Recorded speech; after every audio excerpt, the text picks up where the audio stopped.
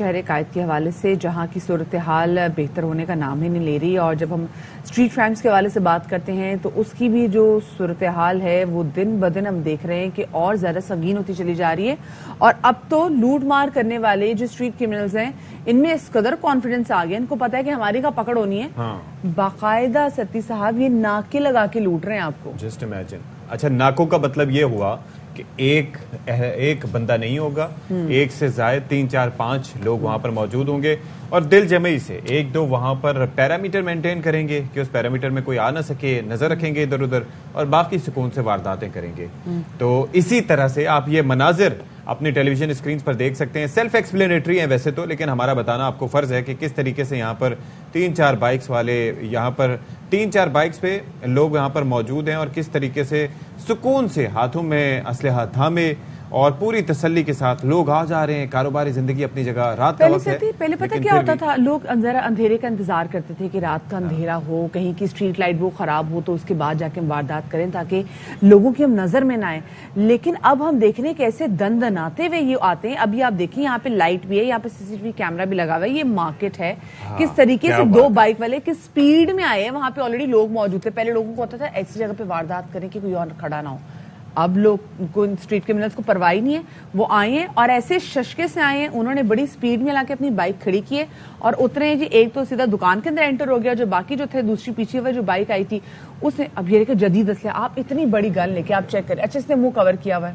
हाँ, वो वैसे ही हवा की वजह से, या हो सकता है कि कोई इन्फेक्शन वगैरह हो, डर नहीं है उसको किसी का। और वो जो आप बात कर रहे थे कि कैमरे भी लगे हुए हैं और फिर यहाँ पर इस तरह से एक्शन, तो बात सारी ये है कि ये वही है ना, लाइट्स, कैमरा एंड एक्शन, और इसके बाद ये एक्शन शुरू हो जाता है। सती, मैं ये सोच रही हूँ कभी जैसे हमने एटीएम से भी पैसे निकलवाने हो, हमने अगर पैसे कभी बैग में कैरी भी किए हो तो हम किसी ऐसी जगह पे उतरना मुनासिब समझते हैं जहां पर हमें लगता है कि जी हाँ 5-6 लोग खड़े हुए हों। और क्योंकि आपके ज़हन में होता है ना कि लोग खड़े हुए हैं या फिर किसी भी दुकान के बाहर गार्ड हो या बैंक के बाहर गार्ड हो, तो आपको ये इत्मीनान होता है कि कोई हमें लूट नहीं सकता। लेकिन अब जो हालात हैं, इन्होंने तमाम तर जो हमारी जो परसेप्शन थी जो उसको गलत साबित कर दिया कि नहीं, चाहे सुबह हो, दोपहर हो, शाम हो, चाहे रेडी वाला हो, चाहे बैंक हो, चाहे ये दूध दही की दुकान हो, हर जगह हम आएंगे और आप हमें कुछ नहीं कह सकते। कुछ नहीं कह सकते। मैं एक और बात बताऊं आपको कि पिछले दिनों ये जो आप बात कर रही थी ना कि किस तरीके से गार्ड बैंकों के बाहर होते हैं तो उससे बचत हो सकती है, नहीं होती। पिछले दिनों एक बैंक के मैनेजर को एक बंदे ने खड़े होकर सुकून से निशाना लेके टारगेट करके मारा और जो गार्ड था वहां पर वो बैठा रहा, उसके हाथ में वो चेक करने वाला था और उसके बाद बजाय इसके कि वो असलहा निकाल के आके शख्स को टारगेट करता या रोकता, वो अंदर ही फरार हो गया। अब मुमकिन तौर पे उसके पास हो सकता है असलहा ही ना हो, या मुमकिन तौर पर उसके पास असलहे में एम्युनिशन ना हो। इस पे वैसे बात करेंगे। आपको पता, हमने एक बार ये तमाम जो गार्ड्स पे इस पे शो भी किया था और पता चला था इनकी तनख्वाहें कितनी होती है अगर उनको मार और तरबियत क्या होती है, तरबियत क्या होती है हमारे सामने था। लेकिन एक रिपोर्ट हमने तैयार की है जो कराची में दिन ब दिन जराइम की वारदातों में इजाफा होता चला जा रहा है। सब नहीं तेरा नशेबन कराची की सड़कों पर, तू शाहीन है बसेरा कर ऊपर ऊपर से। तो मैंने मतलब शेर का बेड़ा गर्क कर दिया वैसे, लेकिन बात यह है कि वो शाहीन फोर्स जो कायम की गई थी ना 300-400 बंदों पर मुश्तमिल। हाँ, तो वो क्या करे, वो जमीन, वो क्या हवाई मखलूक। मुझे एक बात बताएं, मैंने पहले क्या खदशा जाहिर किया था जब ये खबर सामने आई थी, मैंने कहा 300 टोटल बंदे हैं, 300-400 एक 2-2 की टोली में जाएंगे, कहीं उनसे ही हथियार और बाकी चीजें ना छिन जाएं।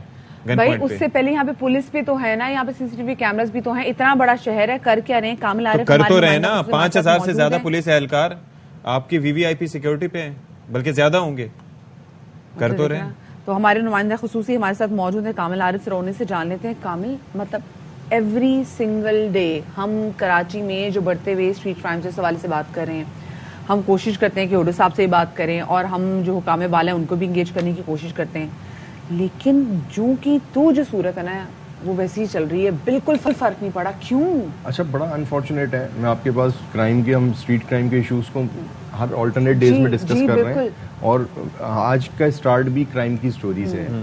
तो मैं अभी ना यहाँ जब ऑफिस आया तो मैंने सबसे पहले अखबारात पढ़ना शुरू किए, कुछ इंटरनेट सर्फिंग की और मैं इस चीज़ में था कि शायद कोई एक अच्छी खबर शहर से मिले, कि शहर में कोई एक अच्छी खबर हो ना। चले भाई, स्ट्रीट क्राइम तो अपनी जगह है, लेकिन कोई अच्छी खबर मौजूद हो, कोई चीज़ एक्टिविटी हो। लेकिन अनफॉर्चुनेट एक अच्छी खबर नहीं है इस शहर के लिए। और क्या है? वारदातें हैं। अच्छा, वारदातों की जो हम बात कर रहे हैं ये दिन ब दिन बढ़ रही हैं।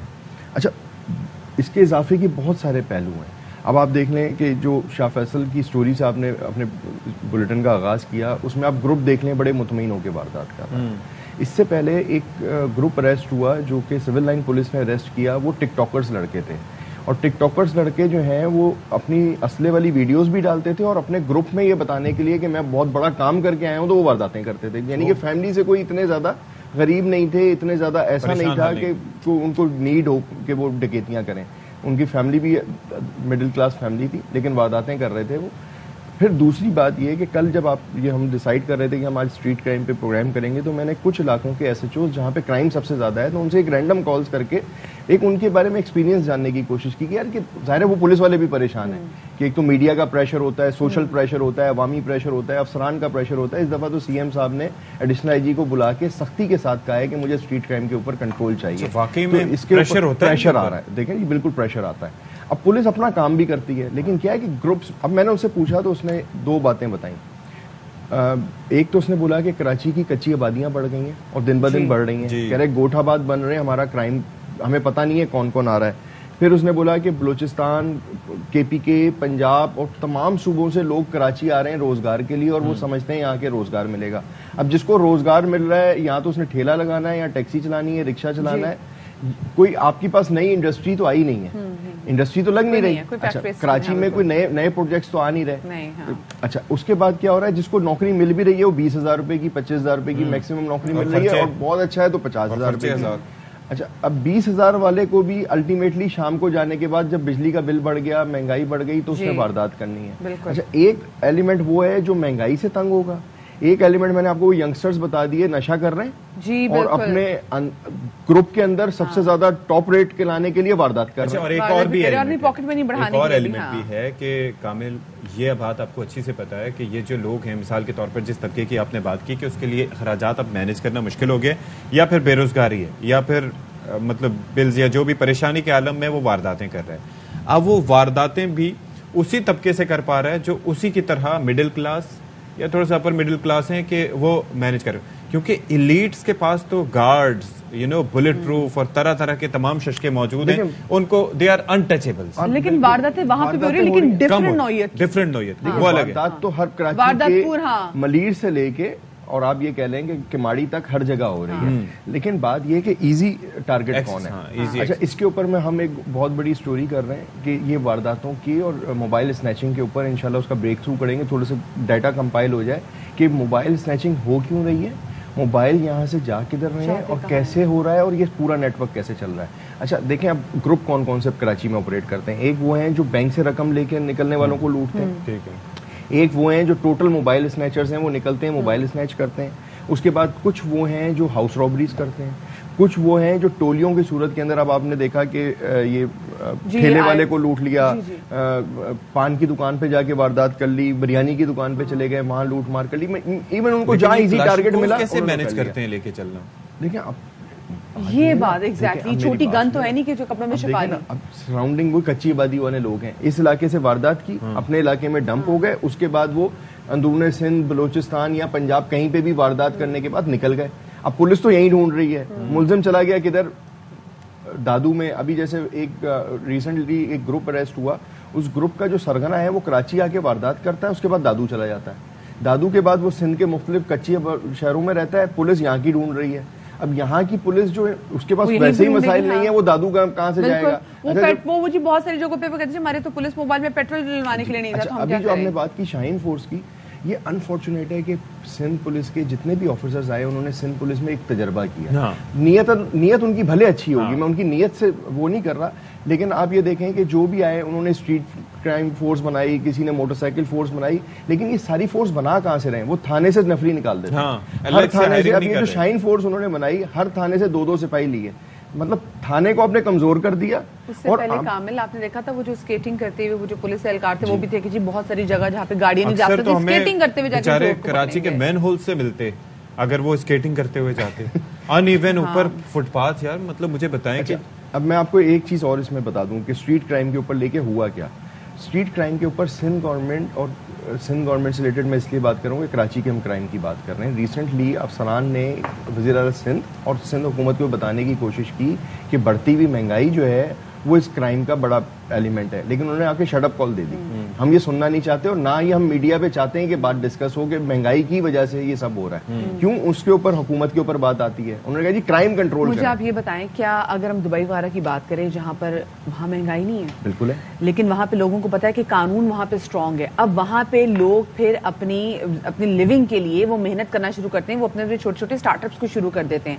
लेकिन यहाँ पर ही क्यों? क्योंकि हमें इस चीज का पता है कि हमारी पकड़ नहीं होगी तो हमारे लिए इजी यही होता है। अच्छा, मैं थोड़ा सा एक तो थोड़ा सा है भी, सॉरी टू से हड हराम टाइप, सॉरी टू से, लेकिन उस पर हम देखते जाके अच्छा, मैं थोड़ा सा इसको इस तरह से लेता हूं, अलग है। मैं थोड़ा सा इस तरह से लेता हूं कि यहाँ पे ये कह लें कि मेहनत से ज्यादा अब आप ये देखें कि उसके पास एक सर्कल बन गया, उसको पता है मैंने कोर्ट चले जाना है, कोर्ट के बाद मेरी जमानत हो जानी है, मैंने बाहर आना है, वारदात करना है, फिर पकड़ा जाऊंगा, फिर चला जाएगा, ये एक सर्कल बन गया। अच्छा, फिर हमारे पास आप सिटी कोर्ट चले जाएं और कभी स्ट्रीट क्राइम पे हमें प्रोग्राम करना हो तो मैं कहता हूँ सिटी कोर्ट जाके देखें, मुल्जिम भरे पड़े हैं। अच्छा, जब इतने मुल्जिम अरेस्ट हो रहे हैं, जैसे मैं अभी आपको एक फिगर बता रहा हूँ, अभी कुछ देर में इसकी प्रेस रिलीज भी आ जाएगी, AVLC ने सिर्फ गाड़ियां और मोटरसाइकिल चोरी और छीनने के लिए 9 महीने के अंदर जो है 4000 से ज्यादा मुल्जिम पकड़े। 4000 से ज्यादा मुल्जिम सिर्फ एक यूनिट अरेस्ट कर रहा है और वो AVLC वाले ठीक है पकड़ रहे हैं। अच्छा, गाड़ियां और मोटरसाइकिलें चोरी तो नहीं रुकी ना। आज उन्होंने अपनी रिपोर्ट जो तैयार की है उसके मुताबिक ग्राफ गिरा है, और ग्राफ गिरा है कुछ मामूली सब ग्राफ गिरा है मोटरसाइकिल और गाड़ियों का, लेकिन 4000 मुल्जिम के गिरने के बाद वो ग्राफ कितना गिरा है? 10%, 12% और 8%। यानी कि अगर 4000 गिरफ्तार होने के बाद ये ग्राफ गिर रहा है तो इसका मतलब 4000 बाहर हैं जो वारदातें अभी स्टिल कर रहे हैं, मजीद हैं इससे कहीं जो वारदातें कर रहे हैं। बिल्कुल बिल्कुल। अच्छा, ये जो 4000 पकड़े हुए हैं तो फिर क्या इनको सही सजा भी मिलती है? नहीं ना, ये सब बाहर आ जाएंगे, सब बाहर आ देखिए अभी ये जो आज ग्राफ दे रहे हैं कि हमारा ग्राफ गिरा है, इसका मतलब ये है कि अभी कुछ जेल में ये ग्रुप दोबारा बाहर आने लगेंगे, इसी तरह से मोटरसाइकिल और गाड़ी की थेफ्ट फिर बढ़ने लग जाएगी। अच्छा, फिर इनको पकड़ते पकड़ते 2-3 महीने लगेंगे, जब तक फिर ग्राफ कराची का हाई जा चुका होगा। तो यानी कि ये कमजोर चालान की वजह से, कमजोर प्रोसिक्यूशन की वजह से होता क्या है? ये लोग मतलब, अच्छा मुझे एक बात बताएं, चलें ये चीज अपनी जगह, गाड़ी छीन ली या मोटरसाइकिल किसी से छीन ली या चोरी कर ली, उसकी सजा है क्या वैसे? देखिए, सजा तो है, उसमें मुख्तलिफ है।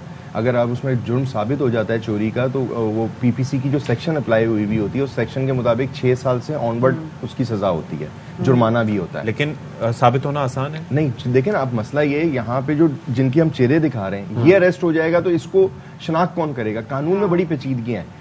अब जिस चोरी का केस है, अब चोरी के केस में तो वैसे ही मुद्दई जाता है, वो कहता है मुझे पता ही नहीं है किसने चोरी की है। तो ऐसा वाकईतन होता भी है। अभी जैसे बात भी कर रहे थे कि आज भी मैं सुबह देख रही थी कि हमारे चैनल पर ब्रेकिंग न्यूज चल रही थी कि जी फिर जी आपको पता है कि जैसे सती ने कहा कमजोर चालान बनता है, तो चालान कौन बनाते हैं? अच्छा, मैं अब एक और हमने देखा क्योंकि काली भेड़े मौजूद है तो जो अगवा बराए तावान की वारदातें भी बढ़ने लगी। अभी कराची क्राइम से एक थोड़ी सी अपडेट दे दूं, अभी मैसेज आया है कि औरंगी टाउन में एक बंदे का मर्डर हुआ है और वो बता ये रहे हैं कि डकैती मुज़ाहमत पे वो मर्डर हुआ, यानी कि दिन के आगाज में। आपसे बात भी कर रहे हैं, अभी औरंगी टाउन में और ये जो है डकैती मुज़ाहमत पे मर्डर हुआ है। अगर मैं कल का रिकॉर्ड लेके आता तो कल भी कोई 2, 4, 5 लोग इंजर्ड हुए थे डकैती मुज़ाहमत के ऊपर। इसी तरह से रात भर पुलिस और इलाके औरंगी का, औरंगी टाउन, अच्छा औरंगी टाउन में अभी का ये मैसेज आया है कि एक बंदा गन शॉट है और बता ये रहे हैं कि इब्तदाई तौर के ऊपर कि वो डकैती मुज़ाहमत पे है, डकैती की मुज़ाहमत। और देखिए, हम जब भी हम रोज हमारी कोशिश होती है कि हम स्ट्रीट क्राइम्स के वाले से बात करें, बढ़ते हुए जराइम की वारदातों के वाले से बात करें, ताकि हुकाम बाला इस पर एक्शन लें कि भाई